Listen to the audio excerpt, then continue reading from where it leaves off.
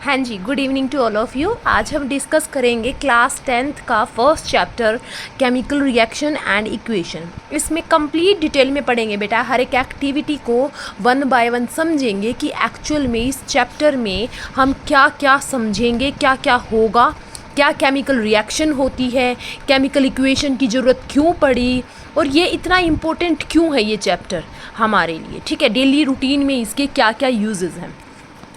तो हम बात कर रहे हैं बेटा केमिकल रिएक्शंस के बारे में कि केमिकल रिएक्शन होती क्या है। फर्स्ट ऑफ ऑल हम डेली रूटीन में बहुत सारे एग्जांपल्स देखते हैं, जैसे कि दूध का जमना। शाम को जब मम्मी दूध को रखती है थोड़ा सा हल्का गर्म करके उसमें थोड़ी सी दही डाल देती है, तो वो सुबह तक देखते हैं तो सारा का सारा दूध दही के अंदर कन्वर्ट हो जाता है। एक्चुअल में ये क्या है, एक केमिकल रिएक्शन है। अगर बात करें तवे की, आयरन तवा अगर आप उसको अगर छोड़ देते हैं एटमॉस्फेयर में, ह्यूमिड एटमॉस्फेयर मीन्स बेटा जी वो एटमॉस्फेयर जहाँ पर बहुत सारे वाटर के वेपर्स हैं, ठीक है। उसके अलावा वहाँ पर जब आप उसको छोड़ देते हैं तो वो क्या हो जाता है, रस्ट हो जाता है। उसके ऊपर ब्राउन कलर की लेयर अपने आप ही क्या होने लग जाती है, अपीयर होने लग जाती है, दिखने लग जाती है, ठीक है। तो ये भी क्या है, एक केमिकल प्रोसेस है। या खाने को जब हम पकाते हैं तो ये भी क्या है, केमिकल प्रोसेस है। हमारी बॉडी के अंदर जो हाइड्रोक्लोरिक एसिड प्रोड्यूस होता है और खाना क्या होता है, डाइजेस्ट होता है, ये भी एक केमिकल प्रोसेस है। आप जब सांस लेते हैं तो ये भी क्या है, एक केमिकल प्रोसेस है। तो इन्हीं के बेसिस पर सबसे पहले हम यही डिस्कस करेंगे कि फिज़िकल चेंज क्या होती है और केमिकल चेंज क्या होती है। क्योंकि अगर हमें ये कॉन्सेप्ट क्लियर है कि फिज़िकल चेंज क्या होते हैं और केमिकल चेंज क्या होते हैं, तो हम इजीली समझ जाएंगे कि केमिकल रिएक्शंस क्या होती हैं।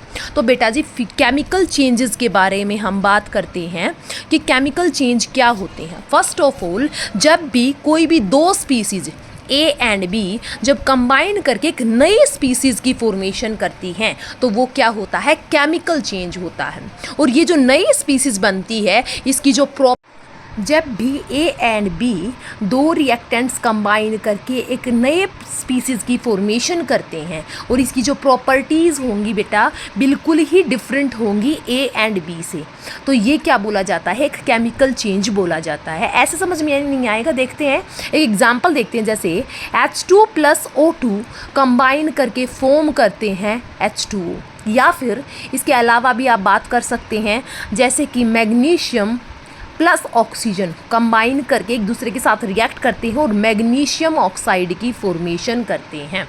मीन्स यहाँ पर जब हाइड्रोजन और ऑक्सीजन ये दोनों क्या हैं, गैसेज हैं, जब ये दोनों ही गैसेज आपस में रिएक्ट कर जाती है तो वाटर की फॉर्मेशन करती हैं। और जो वाटर की जो प्रॉपर्टीज़ होती हैं वो बिल्कुल ही डिफरेंट होती है हाइड्रोजन एंड ऑक्सीजन से, ठीक है।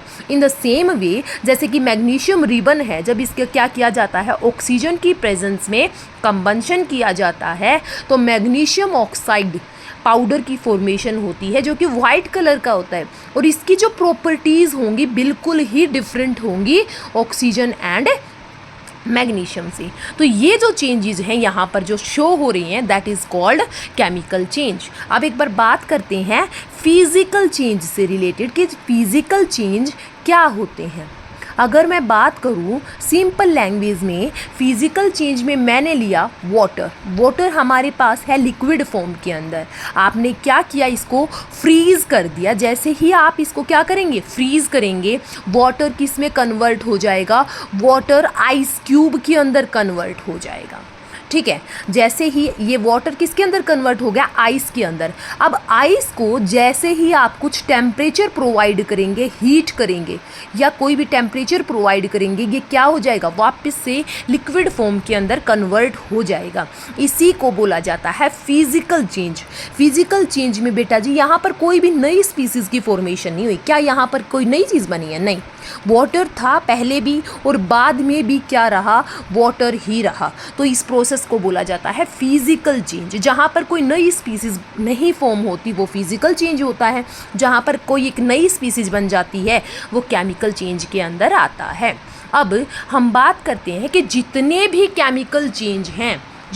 केमिकल चेंज हैं उनको केमिकल रिएक्शंस के थ्रू शो किया जा सकता है। इसीलिए हमारे पास केमिकल रिएक्शंस पढ़ना बहुत ही इम्पोर्टेंट है। डेली रूटीन्स में हम बहुत सारी केमिकल इक्वेशंस को देखते हैं। चलिए अब हम समझते हैं इसके बारे में। First of all first activity है जहाँ पर क्या करते हैं, मैग्नीशियम रिबन लेते हैं और टोंग्स की हेल्प से उसको बर्न किया जाता है। ठीक है, जैसे ही आप इसको बर्न करेंगे तो हमारे पास यहाँ पर डेजलिंग वाइट फ्लेम प्रोड्यूस होती है, बिल्कुल वाइट कलर की फ्लेम प्रोड्यूस होगी। उसके साथ ही मैग्नीशियम ऑक्साइड नाम का क्या होगा, पाउडर ऐश बन जाती है, जिसको कलेक्ट कर लिया जाता है।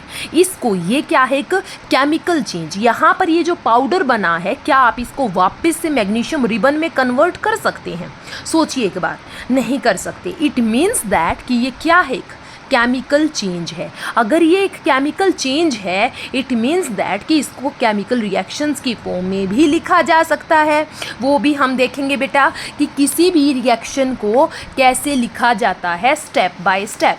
ठीक है, अब हम बात करते हैं क्या कि यहाँ पर एक और प्रोसेस है, ये आपकी 1.3 एक्टिविटी है। क्या करेंगे, जिंक के ग्रैनुलाज लेंगे, जिंक मेटल ले लेंगे और जिंक मेटल को हाइड्रोक्लोरिक एसिड के साथ रिएक्ट करवा देंगे। ये ले लिया आपने, क्या ले लिया, यहाँ पर एक बीकर के अंदर सल्फ्यूरिक एसिड ले लिया डाइल्यूट फॉर्म में। सल्फ्यूरिक एसिड लेने के बाद इसके अंदर जिंक मेटल डाल देते हैं।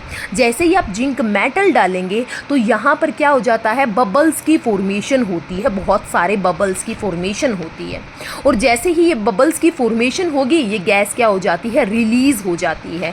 आपकी जो बुक है इसके अंदर भी डायग्राम दिखाया हुआ है, देखिए कि यहाँ पर क्या है, जिंक जो डाइल्यूट सल्फ्यूरिक एसिड ले लो या हाइड्रोक्लोरिक एसिड ले लो, उसके अंदर जिंक के ग्रैनुलाज डाल दिए। उसके बाद यहाँ पर क्या होगा, बबल्स बनेंगे और फिर यहाँ पर गैस रिलीज होगी। ठीक है, तो ये भी क्या है, एक केमिकल चेंज है बेटा जी। तो इसको भी केमिकल चेंज के थ्रू, केमिकल रिएक्शंस के थ्रू प्रोड्यूस किया जा सकता है। अब हमारे पास सबसे बड़ी प्रॉब्लम ये आती है कि हमें कैसे पता चलेगा कि केमिकल रिएक्शन हुई है या नहीं हुई है। ठीक है, तो इस प्रॉब्लम को शॉर्ट आउट किया कहाँ पर, इन 4 प्रॉपर्टीज़ ने। ये जो 4 प्रॉपर्टीज़ हैं ये बता देती हैं, ये जो 4 कंडीशन हैं ये बता देती हैं कि केमिकल रिएक्शन हुई है या नहीं हुई है। फर्स्ट ऑफ ऑल है चेंज इन स्टेट, मतलब अगर रिएक्टेंट जो होते हैं, जो स्टार्टिंग में आपने इनिशियल स्पीसीज़ ली थी, अगर उनकी स्टेट चेंज हो जाती है, सॉलिड से लिक्विड, लिक्विड से गैस में कन्वर्ट हो रही हैं, इट मीन्स क्या है, वो एक केमिकल चेंज है। ठीक है, सेकंड है चेंज इन कलर। अगर क्या हो रहा है, आप 2 स्पीसीज़ को मिक्स कर रहे हो और कलर में चेंजमेंट आ रहा, एकदम से कलर डिफरेंट आ गया, इट मीन्स क्या है, वो एक केमिकल रिएक्शन है। थर्ड क्या है, इवेल्युएशन ऑफ गैसेस। जहाँ पर भी गैस रिलीज हो जाती है, इट मीन्स वो एक क्या है, केमिकल चेंज है। इट मीन्स वहाँ पर एक केमिकल रिएक्शन हुई है। देन थर्ड वन आता है चेंज इन टेम्परेचर। अगर आपने किसी 2 स्पीसीज़ को मिक्स किया है और एकदम से बीकर का या सॉल्यूशन का टेम्परेचर ज़्यादा हो जाता है, वो सॉल्यूशन गर्म हो जाए या एकदम से ठंडा हो जाए, इट मीन्स क्या है कि वहाँ पर टेम्परेचर चेंज हो गया है।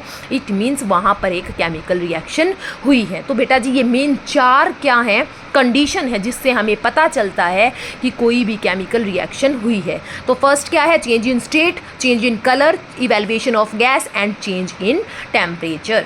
उसके बाद आता है कि ये जो डिफरेंट टाइप की केमिकल रिएक्शंस हैं, इनको आप क्या कर सकते हो, केमिकल इक्वेशन की फॉर्म में लिखा जा सकता है। केमिकल इक्वेशन की फॉर्म में लिखना बेटा जी बहुत ही आसान होता है और ये बहुत ज़रूरी भी है, क्योंकि आप अभी देखिए आपने पूरी की पूरी एक एक्टिविटी की, उसको 6-7 लाइन में लिखा है। अब केमिकल इक्वेशन, सिर्फ एक इक्वेशन ही आपको पूरी एक्टिविटीज़ को समझा देगी। चलिए पहले बात करते हैं मैग्नीशियम रिबन वाले एग्जाम्पल की। वहाँ पर क्या किया था आपने, मैग्नीशियम रिबन को लिया था। मैग्नीशियम रिबन की आपने रिएक्शन करवाई थी ऑक्सीजन के साथ, तो फॉर्म हुआ था मैग्नीशियम ऑक्साइड। अगर मैं वर्डिंग की फॉर्म में लिखूं तो क्या होगा, मैग्नीशियम प्लस ऑक्सीजन फॉर्म करता है मैग्नीशियम ऑक्साइड।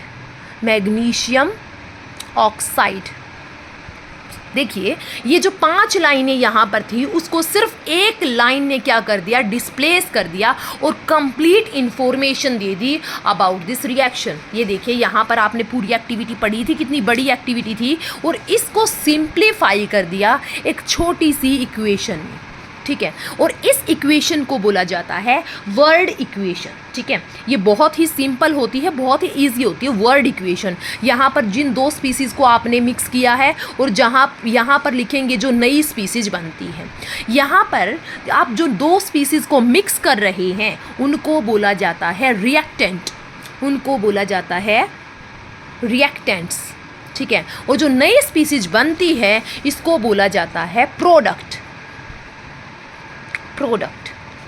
जब भी रिएक्टेंट को लिखा जाता है तो उनके बीच में प्लस का साइन होता है, और जब इनके बीच में जब भी रिएक्शन होती है उसमें एक एरो के बाद एरो शो करता है कि इनके बीच में रिएक्शन हुई है, और जो नया प्रोडक्ट बना है उसको हमेशा राइट हैंड साइड में लिखा जाता है। राइट हैंड साइड में हमारे पास क्या बना, मैग्नीशियम ऑक्साइड, और ये क्या बोला जाता है, प्रोडक्ट बोला जाता है। अगर एक से ज़्यादा प्रोडक्ट बनते हैं तो उनके बीच में प्लस का साइन लगा दिया जाता है और इक्वेशन को लिख दिया जाता है। ये है सिंपलेस्ट, बट ये सेटिस्फाइड नहीं है क्योंकि इसमें स्पेलिंग मिस्टेक बहुत सारी हो सकती हैं या बच्चों को प्रॉब्लम्स हो सकती है इसको लिखने में, इसलिए इसकी भी एक शॉर्टेस्ट फॉर्म लाई गई, दैट इज़ ये वाली। इसको बोला जाता है इक्वेशन फॉर्म, इसको बोला जाता है equation form, symbolic form. Magnesium है उसको सिंबल में Mg लिखा जाता है, ऑक्सीजन को सिंबॉलिक फॉर्म में O2 लिखा जाता है, और मैग्नीशियम ऑक्साइड को MgO। ये सबसे शॉर्टेस्ट फॉर्म होती है और सबसे इजी भी होती है, जिसके थ्रू आप किसी भी केमिकल रिएक्शन को, किसी भी केमिकल चेंज को रिप्रेजेंट कर सकते हैं, ठीक है बेटा। इसीलिए केमिकल इक्वेशंस को लिखना बहुत ही ज़रूरी होता है। चलिए अब एक बार बात करते हैं कि केमिकल इक्वेशंस को कैसे लिखा जाता है।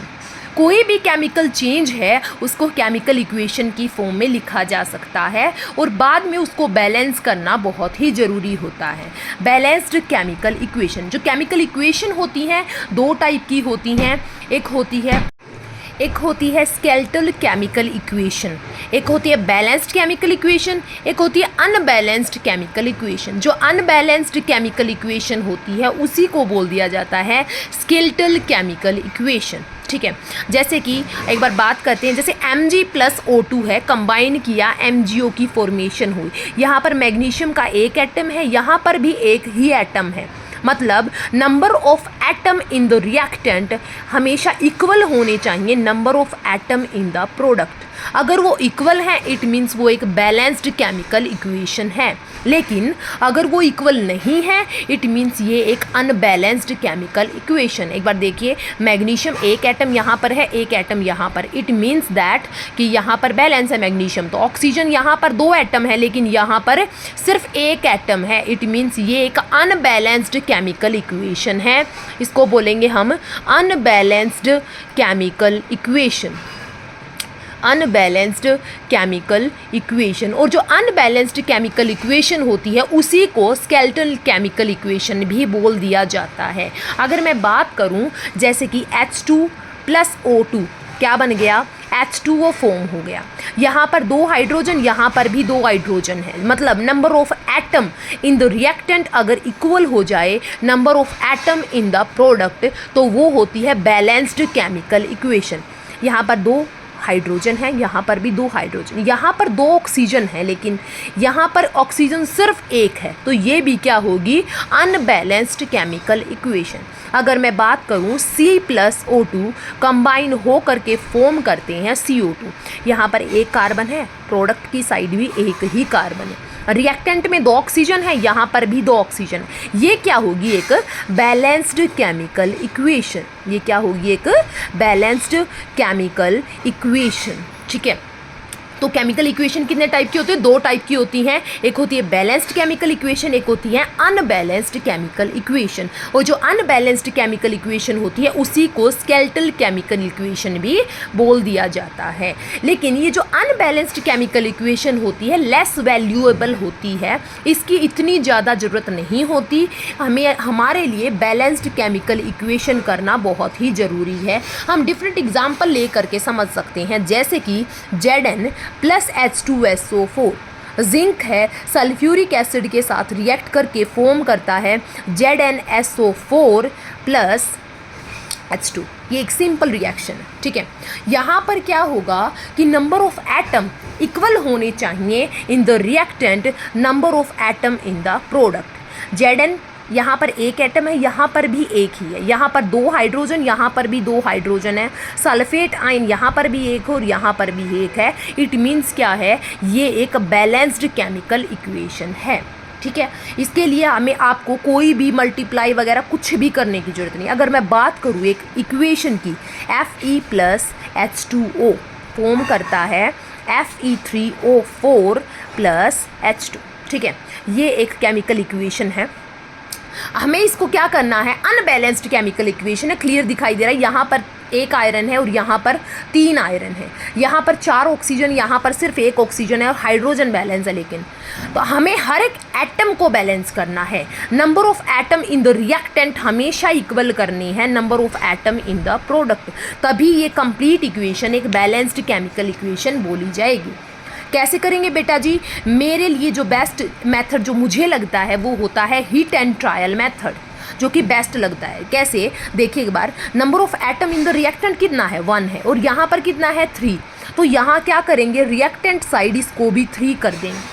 तो it means number of atom कितने हो गए? आयरन के बैलेंस हो गए। अब बात करते हैं ऑक्सीजन की। यहाँ पर 1 ऑक्सीजन और यहाँ पर 4 ऑक्सीजन है, इसको भी बैलेंस कर देते हैं। ये देखिए 4 से मल्टीप्लाई कर दिया। आप किसी भी नंबर से मल्टीप्लाई कर सकते हैं, लेकिन वो क्या होना चाहिए? शॉर्टेस्ट, छोटे से छोटा नंबर होना चाहिए, जिससे number of atom in the reactant equal हो जाए number of atom in the product. 3 iron थे तो मैंने इसको 3 से कर दिया। यहाँ 4 ऑक्सीजन थे तो यहाँ पर ऑक्सीजन क्या हो गई? 4 हो गई। अब बात करते हैं हाइड्रोजन की। यहाँ कितनी हाइड्रोजन? 4 2 जा 8। अब यहाँ पर कितनी है? सिर्फ 2 है, तो इसको क्या कर देंगे? 4 2 जा 8। अब ये जो इक्वेशन है ये क्या हो गई? एक बैलेंस्ड केमिकल इक्वेशन हो गई। आप इस तरीके से किसी भी केमिकल इक्वेशन को बैलेंस कर सकते हैं। अब हम बात करते हैं एक और केमिकल रिएक्शन के बारे में, दैट इज़ कार्बन मोनोऑक्साइड। जब हाइड्रोजन के साथ रिएक्ट करती है, फॉर्मेशन होती है CH3OH, दैट इज़ मीथेनॉल की फॉर्मेशन होती है। इसको क्या करना है? बैलेंस करेंगे। कैसे बैलेंस करेंगे? यहाँ पर 1 कार्बन है, यहाँ पर भी 1 ही कार्बन है, यहाँ पर 1 ऑक्सीजन है, प्रोडक्ट में भी 1 ही ऑक्सीजन है, ठीक है। यहाँ पर 2 हाइड्रोजन, लेकिन यहाँ पर 3 + 1 4 हाइड्रोजन है, तो इसको सिंपली 2 से मल्टीप्लाई करना है। 2 2 जा 4, 3 + 1 4। मतलब number of atom in the reactant हमेशा इक्वल करने हैं number of atom in the product. तो वो क्या होगा? एक बैलेंस्ड केमिकल इक्वेशन होगी। आप इसको ट्राई कर सकते हैं। हिट एंड ट्रायल मेथड मुझे सबसे इजी लगता है, सबसे बेस्ट लगता है किसी भी रिएक्शन को बैलेंस करने के लिए, ठीक है। इसके बाद आप कोई और रिएक्शन भी ट्राई कर सकते हैं, जैसे कि CO2 + H2O है। यहाँ पर फॉर्मेशन होती है ग्लूकोज की, प्लस O2 + वाटर की फॉर्मेशन होती है। आपको पता है कि ये नॉर्मल रिएक्शन फोटोसिंथेसिस के ड्यूरिंग प्लांट्स के अंदर होती है। इसको भी आप बैलेंस करके देख सकते हैं। अगर आपको ना आए तो आप बता सकते हैं, ठीक है। I will try to help you, okay. Next अब बात करते हैं बेटा जी, हमने देखा अलग अलग टाइप की केमिकल रिएक्शंस से रिलेटेड कि 2 टाइप की केमिकल रिएक्शन देखी अभी अभी। एक होती है जो बैलेंस हो जाती है, एक जो अनबैलेंस्ड केमिकल इक्वेशन थी। और जो अनबैलेंस्ड केमिकल इक्वेशन थी उन्हीं को हमने नाम दे दिया स्केलेटल केमिकल इक्वेशन। अब हम बात करते हैं टाइप ऑफ केमिकल रिएक्शन कि कितने टाइप की केमिकल रिएक्शंस होती हैं। इसमें सबसे पहले जो आती है वो है कॉम्बिनेशन रिएक्शन। यहाँ पर आपको बिल्कुल भी रट्टा लगाने की ज़रूरत नहीं है, सिंपली आप रिएक्शन के नेम से ही क्या कर सकते हैं? रिएक्शन को समझ सकते हैं। बिल्कुल सिंपल एंड इजी लैंग्वेज में। देखिए नाम क्या है, combination reaction. Combination means combine करना, जहाँ पर क्या हो जाए, दो स्पीसीज आपस में कंबाइन कर जाती हैं, वो उसको क्या बोला जाता है, कंबाइन करना। इन द सेम वे जैसे दो सेक्शन है किसी भी स्कूल में, उनको कंबाइन कर दिया जाता है। ऐसे ही जैसे हमने अभी अभी किया था कि Mg प्लस O2 दोनों को कंबाइन किया तो क्या बन जाती है, एक species, that is magnesium oxide. जब दो रिएक्टेंट कंबाइन करके एक प्रोडक्ट की फॉर्मेशन करते हैं तो ऐसे रिएक्शन को बोला जाता है कॉम्बिनेशन रिएक्शन। इसके लिए आप और एग्जांपल भी ले सकते हैं, जैसे C प्लस O2 फॉर्म करता है CO2, या इसके अलावा जैसे H2 प्लस O2 कंबाइन करता है, फॉर्म करता है H2O। ठीक है, ये सारे के सारे कॉम्बिनेशन रिएक्शन के एग्जाम्पल हैं। यहाँ पर एक एक्टिविटी दिखाई हुई है, आप ये कर भी सकते हैं कि क्या ले लेंगे, कैल्शियम ऑक्साइड ले लेंगे जिसको बोला जाता है क्विक लाइम। देखिए बेटा जी, जो सबसे बड़ी प्रॉब्लम यहाँ पर आती है वो यही आती है कि बच्चों को केमिकल्स के जो नेम है, कंपाउंड के नेम है, वो याद नहीं होते। तो इसीलिए मैं आपको क्या बोलती हूँ, इस तरीके से एक लिस्ट बना लो, कंपाउंड लिख के और उनके नेम लिख लो। ठीक है, उसके बाद एक बार रिवाइज कर लो और फिर एक दो बार जब आप चैप्टर पढ़ोगे तो ऑटोमेटिकली आपको सारे के सारे नाम याद हो जाएंगे। जैसे कि मैग्नीशियम ऑक्साइड क्या होगा, MgO, sulphuric acid H2SO4, lead nitrate that is PbNO3 क्या होगा, लेड नाइट्रेट। पोटेशियम आयोडाइड है, पोटेशियम मीन्स Ki आयोडाइड। ठीक है, zinc sulphate ZnSO4, copper sulphate CuSO4 हो जाएगा। आयरन ऑक्साइड है Fe3O4, बैरियम क्लोराइड BaCl2। इस तरीके से कंप्लीट एक क्या बना लो, लिस्ट बना लो। उसके बाद इनको कंप्लीटली रिवाइज कर लो बेटा। एक दो बार जब आप करोगे ऑटोमेटिकली आपको सारे के सारे नाम याद हो जाएंगे। आप इसका स्क्रीनशॉट भी ले सकते हैं और इसको लिख भी सकते हैं, वो आपके ऊपर डिपेंड करता है। ओके, ठीक है। हाँ जी, अब हम अपने टॉपिक पे आते हैं। फिर से हमने अभी अभी डिस्कस किया था कम्बिनेशन रिएक्शंस के बारे में कि कम्बिनेशन रिएक्शंस क्या होती हैं। बिल्कुल भी रट्टा नहीं लगाना, सिंपली आपको रिवाइज करना है कि जब दो रिएक्टेंट क्या हो जाए, कंबाइन हो जाए। जैसे कि एग्जांपल लिया था कि कैल्शियम ऑक्साइड लिया, ठीक है, इसी का दूसरा कॉमन नेम है quick lime. Calcium oxide CaO quick lime है। इसको वाटर के साथ जब थोड़ा सा लिटिल अमाउंट में, आपको एक पेट्री डिश के अंदर क्या लेना है, कैल्शियम ऑक्साइड लेना है, उसके अंदर थोड़ा सा पानी मिलाना है। जब आप उसको मिलाते हैं तो आप देखेंगे, नोटिस करेंगे कि जो आपकी पेट्री डिश है वो कम्प्लीटली गर्म हो जाती है, एकदम से बिल्कुल गर्म हो जाती है। इससे ये पता चलता है कि यहाँ पर क्या हो रहा है, हीट रिलीज होती है और ये जो आपका जो सॉलिड सब्सटेंस बन जाती है उसको बोला जाता है कैल्शियम हाइड्रोक्साइड CaOH ट्वाइस। और इसी को कॉमन नेम है इसका, इसी का स्लिक्ड लाइम। स्लिक्ड लाइम इसका नाम होता है। यहाँ पर देखिए दो रिएक्टेंट हैं, कंबाइन होकर के एक सिंगल प्रोडक्ट की फॉर्मेशन कर रहे हैं। तो ये होगी आपकी एक सिंपल कॉम्बिनेशन रिएक्शन। ठीक है, इसमें एग्जांपल C+O2 CO2 है, H2 + O2 H2O है। ठीक है, अब यहीं पर एक डेफिनेशन आती है about the exothermic reaction. Exothermic reaction कौन सी होती है बेटा जी, वो रिएक्शन जहाँ पर एक्सो मीन्स बाहर निकलना, जहाँ पर भी हीट, थर्म मीन्स हीट, एक्सो मीन्स बाहर, जैसे कि एग्जिट होता है, एग्जिट क्या होता है, बाहर निकलने के लिए, और थर्म क्या होता है, थर्म बोला जाता है हीट को। जहाँ पर भी हीट रिलीज होती है ड्यूरिंग ए केमिकल रिएक्शन तो उसको क्या बोला जाता है, एक्सोथर्मिक केमिकल रिएक्शन।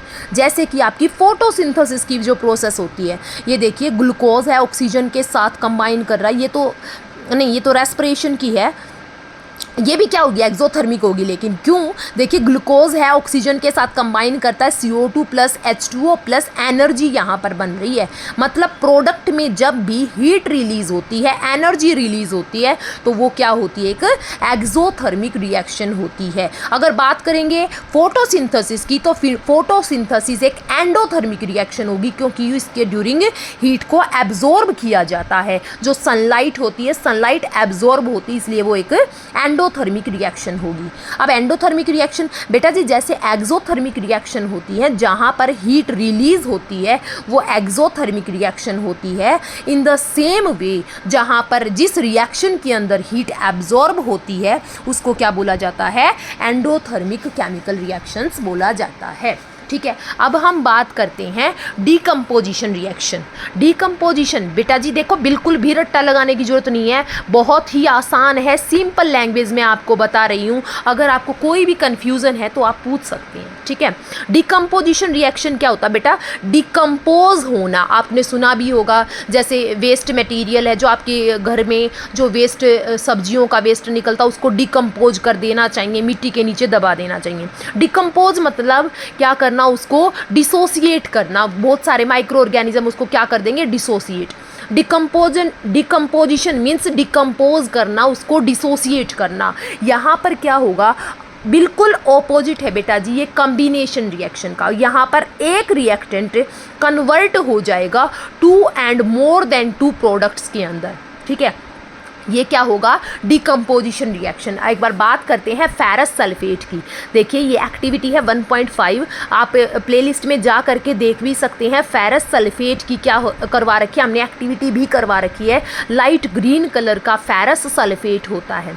आप क्या करेंगे, इसको एक टेस्ट ट्यूब में डाल करके और यहाँ पर हीट करेंगे। जैसे ही आप इसको हीट करेंगे ये लाइट ग्रीन कलर का होता है और इसका कलर कम्प्लीटली चेंज हो जाता है और क्या लगता है, बहुत सारी फ्यूम्स निकलने लगती हैं। और ये जो फ्यूम्स होती हैं ये किस चीज़ की होती है भाई, sulphur dioxide and sulphur trioxide gases यहाँ पर रिलीज़ होती हैं। तो क्या होता है एक्चुअली, ये रिएक्शन किस तरीके से लिख सकते हैं कि फेरस सल्फेट ले लेंगे FeSO4, जब आप इसको हीट करते हैं तो ये कन्वर्ट हो जाएगा Fe2O3 that is ferric oxide plus sulphur dioxide and sulphur trioxide में। यहाँ पर एक रिएक्टेंट कन्वर्ट हो रहा है 3 प्रोडक्ट के अंदर, मतलब 2 and more than 2 प्रोडक्ट के अंदर। तो क्या हो रहा है, ये एक डिकम्पोजिशन रिएक्शन है। इन द सेम वे आप limestone that is CaCO3, limestone को भी अगर आप हीट करेंगे इसी तरीके से तो कैल्शियम ऑक्साइड और कार्बन डाइऑक्साइड की फॉर्मेशन होती है। आप इस एक्टिविटी को भी कर सकते हैं। लेड नाइट्रेट को जब आप क्या करते हैं, हीट करते हैं तो यहाँ से क्या होता है, ब्राउन कलर की फ्यूम्स निकलती हैं। और ये किसकी वजह से निकलती है, नाइट्रोजन डाइऑक्साइड गैस की वजह से NO2 गैस यहाँ पर रिलीज़ हो जाती है जो कि ब्राउन कलर के फ्यूम्स देती है। अगर इसी को केमिकल रिएक्शंस की फॉर्म में लिखना हो तो कैसे लिखेंगे कि लेड नाइट्रेट NO3 की डाइस, ये होता है लेड नाइट्रेट। जब इसको हीट किया जाता है, ये सिंबल होता है हीट का, जब इसको हीट किया जाता है फॉर्मेशन होती है लेड ऑक्साइड प्लस NO2 और साथ में ऑक्सीजन गैस यहाँ से रिलीज़ हो जाती है। कई बार CBSE में यही क्वेश्चन आया हुआ है कि जब लेड नाइट्रेट को क्या किया जाता है, हीट किया जाता है तो ब्राउन कलर की फ्यूम्स निकलती हैं। तो ये जो ब्राउन कलर की फ्यूम्स होती हैं ये किसके लिए होती है, किसकी वजह से, कौन सी गैस की वजह से होती है, ये ब्राउन कलर की फ्यूम्स होती हैं नाइट्रोजन डाइऑक्साइड के लिए, ठीक है। ब्राउन कलर की फ्यूम्स NO2 की वजह से रिलीज होती है। अब बात करते हैं हम इलेक्ट्रोलाइसिस ऑफ वाटर। अगर मैं बात करूं वाटर की, H2O को जब क्या किया जाता है, इसकी इलेक्ट्रोलाइसिस की जाती है, इलेक्ट्रिसिटी इसमें से पास करवाई जाती है तो ये फॉर्मेशन करता है H2+O2 की, ठीक है। तो एक सिंगल रिएक्टेंट कन्वर्ट हो जाता है 2 and more प्रोडक्ट में। इट मीन्स क्या है, ये एक डिकम्पोजिशन रिएक्शन है, ठीक है। बेटा एक बार इस चीज़ को समझते हैं कि जो डिकम्पोजिशन रिएक्शन है वो 3 टाइप से होती है। अगर मैं बात करूँ डिकम्पोजिशन रिएक्शन की तो ये 3 टाइप से होती है। फर्स्ट जो हमने पहले पढ़ी, जहाँ पर आप हीट से क्या कर सकते हैं, एक सिंगल रिएक्टेंट को डिसोसिएट कर सकते हैं, तो इसको बोला जाएगा thermal decomposition reaction. Second case में यहाँ पर आप इलेक्ट्रिसिटी प्रोवाइड करवा रहे हैं और इलेक्ट्रिसिटी की प्रेजेंस में, इलेक्ट्रिसिटी जब आप यहाँ पर प्रोवाइड करवाते हैं तो एक सिंगल रिएक्टेंट कन्वर्ट हो जाता है 2 and more प्रोडक्ट में। तो ये क्या हो जाएगी आपकी इलेक्ट्रिक डिकम्पोजिशन रिएक्शन। बेटा जी नाम से ना बिल्कुल क्लियर हो जाता है, इलेक्ट्रिक क्योंकि आप यहाँ पर इलेक्ट्रिसिटी प्रोवाइड करवा रहे हैं।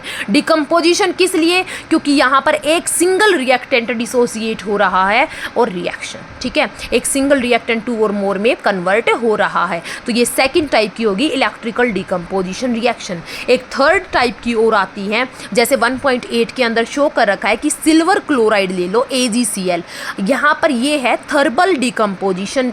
ये होती है भाई फोटोकेमिकल डिकम्पोजिशन रिएक्शन, ठीक है। यहाँ पर आपको सनलाइट प्रोवाइड करवानी पड़ती है। जब आप सनलाइट प्रोवाइड करेंगे तो आपका एक रिएक्टेंट 2 एंड मोर प्रोडक्ट के अंदर कन्वर्ट हो जाता है, ठीक है। देखिए इसको याद इस तरीके से करेंगे, फोटोकेमिकल डिकम्पोजिशन रिएक्शन। इस रिएक्शन का नाम है फोटोकेमिकल डिकम्पोजिशन रिएक्शन, ठीक है। समझिए बेटा, रट्टा नहीं लगाना, बिल्कुल भी समझिए।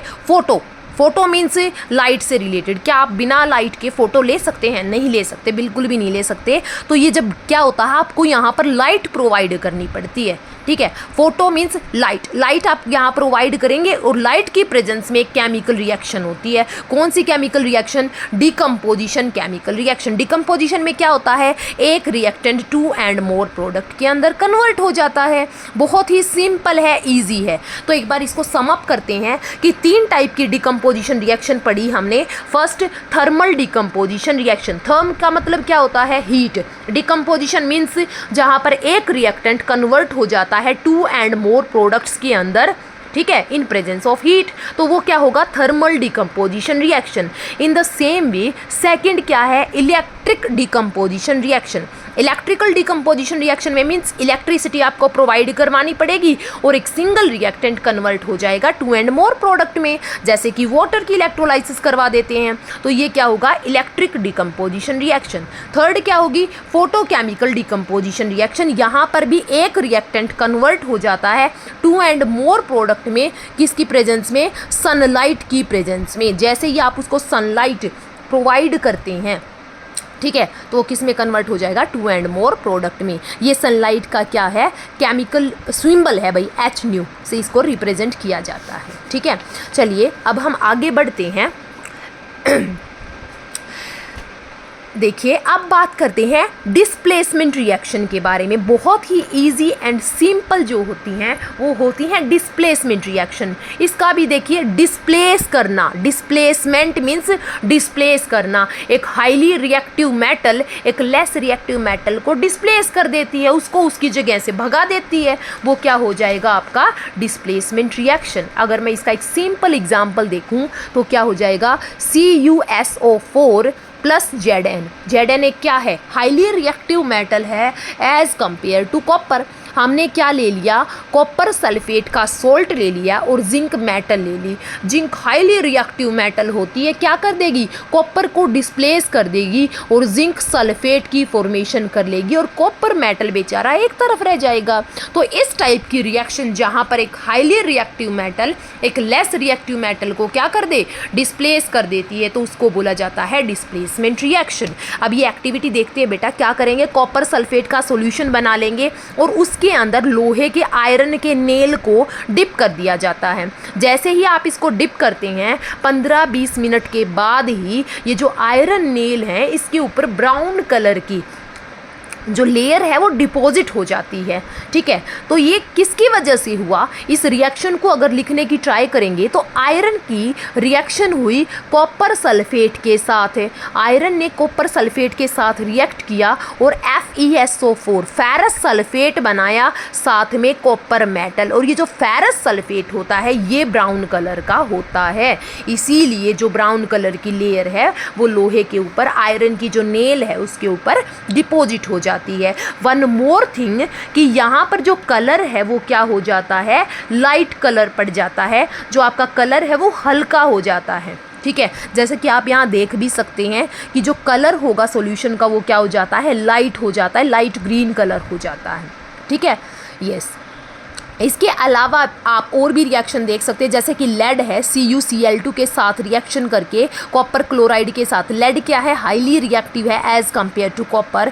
PbCl2 प्लस Cu की फॉर्मेशन करता है। बेटा जी वन मोर थिंग जो बहुत इंपॉर्टेंट है कि यहाँ पर क्या हो रहा है? फेरस सल्फेट प्लस कॉपर की फॉर्मेशन हो रही है। अगर आप इस रिएक्शन को इसी तरीके से करवाने की सोचेंगे कि फेरस सल्फेट ले लिया आपने और कॉपर की रिएक्शन करवा दो, आप सोचेंगे पूछेंगे कॉपर हाईली रिएक्टिव होगा, आयरन को डिस्प्लेस कर देंगे, तो ऐसा बिल्कुल भी नहीं होगा। इस चीज़ का ध्यान रखना, इस रिएक्शन को आप रिवर्स में नहीं कर सकते। यहाँ पर कॉपर हाईली रिएक्टिव नहीं होता, सिर्फ आयरन ही ज़्यादा रिएक्टिव होता है, कॉपर लेस रिएक्टिव होता है आयरन से। ये आपका क्लियर हो जाएगा मेटल रिएक्टिविटी सीरीज से, आपको ये चीज़ें समझ में आ जाएगी। ठीक है, बस इस चीज़ का ध्यान रखना है, यहाँ पर एक सोल्ट होगा और एक प्योर मेटल होगी हमेशा।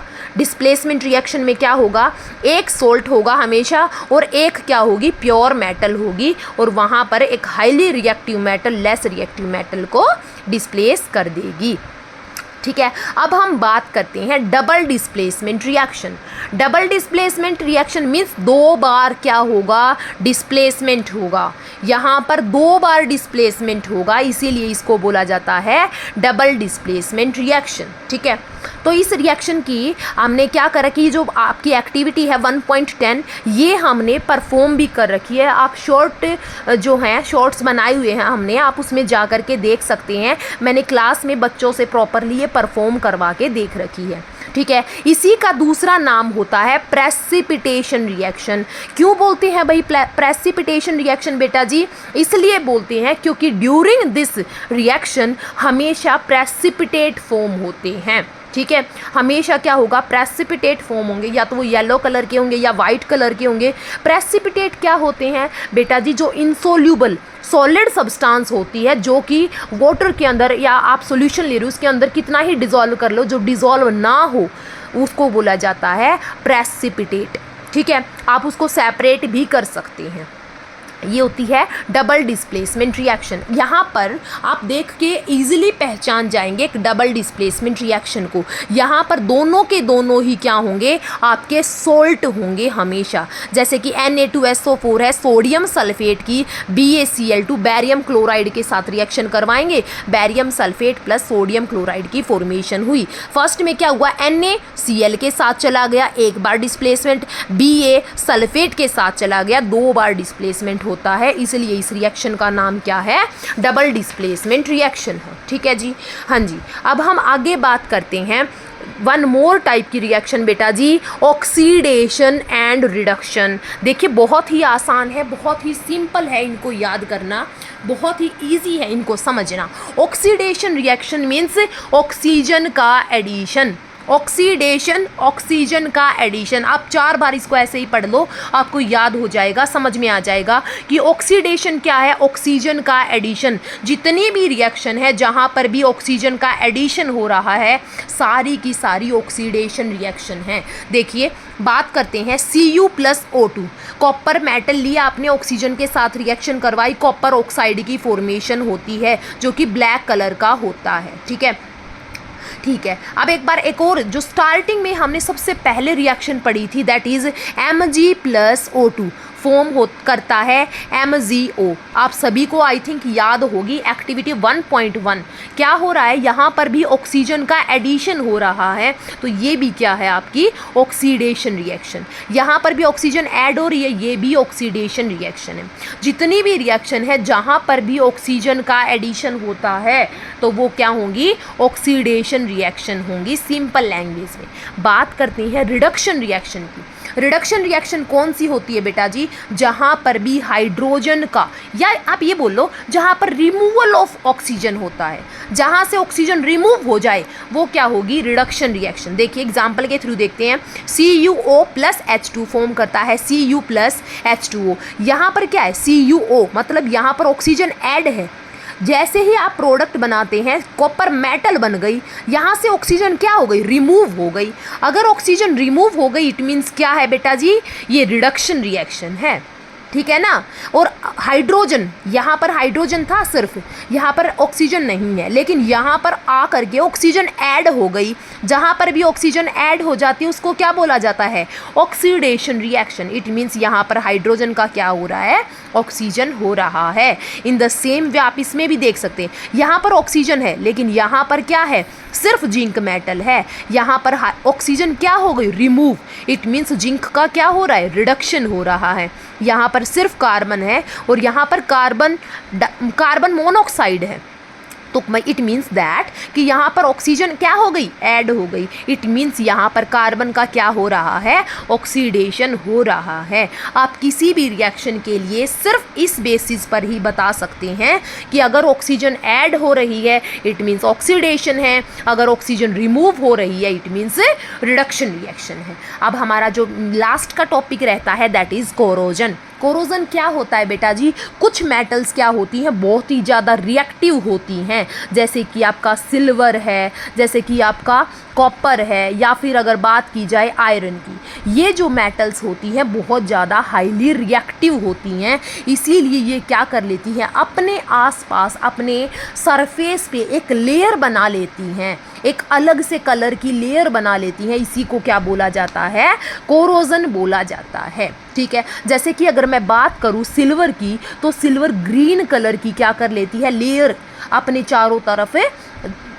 सेपरेट कर लेती है। आपने देखा भी होगा चांदी की जो पायल है वो काली पड़ जाती है, वो किसकी वजह से बनती है, वो एटमॉस्फेयर में जो सल्फर प्रेजेंट है वो रिएक्ट कर जाती है सिल्वर के साथ और एक लेयर बना लेती है। इसके अलावा ग्रीन कोटिंग है, जैसे कि कॉपर के ऊपर ग्रीन कलर की, जैसे कॉपर के आपने बर्तन देखे होंगे तांबे के घर पे, उनके ऊपर ग्रीन ग्रीन कलर की लेयर हो जाती है, वो भी कोरोजन का ही एग्जाम्पल है। अगर मैं बात करती हूँ आयरन की, सिर्फ आयरन के केस में जो लेयर बनती है उसको बोला जाता है रस्टिंग ऑफ आयरन, उसको रस्टिंग बोला जाता है बेटा जी, जंग लगना। इन दोनों के केस में रस्टिंग नहीं बोलेंगे, सिर्फ आयरन के केस में उसको क्या बोला जाता है, रस्टिंग बोला जाता है। वन मोर थिंग कि ये जो लेयर बन रही है इसकी वजह से आपकी जो प्योर मेटल है वो क्या होती जाती है, वीक एंड वीक और कमज़ोर होती जाती है। ठीक है, अब हम बात करते हैं रेंसिडिटी के बारे में कि रेंसिडिटी क्या होती है। जितने भी फूड आइटम्स हैं उनके अंदर क्या है,